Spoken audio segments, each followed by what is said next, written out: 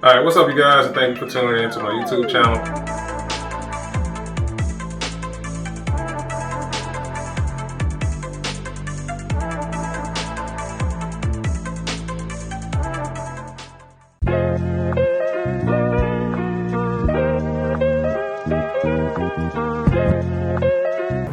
What's up you guys, and welcome back to the channel. In today's video we are here at the Fulton County tax sale.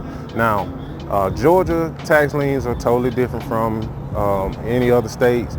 Here in the state of Georgia you will actually get a tax deed. So Georgia is a tax deed state, not a tax lien state. And also here in Georgia, each county pretty much hold their tax sale once a month. Most of the time it's on a Tuesday. And we are here, you can see the crowd out here today. We're here at the tax sale, and it's very competitive, especially here in the metro area. So here in the state of Georgia, you have 1 year and a day pretty much to foreclose on the owner's lien to the property. So Georgia is totally different, like I said before, than the other states. You just have to foreclose on that lien. Also, you want to make sure that there are no other liens on the property. You got to do your homework before you come to these tax sales, because a lot of these properties may have existing liens. You're talking about HOA liens, mortgage liens, divorce, bankruptcy.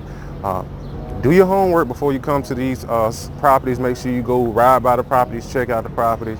That is important before you actually invest in a tax lien. You do not want to get stuck with a tax lien, because you can get stuck with a tax lien. I would recommend that if you want to get involved in real estate investing and you want to get involved in tax liens, do your research, do your due diligence, hire an attorney to actually do the research on the property.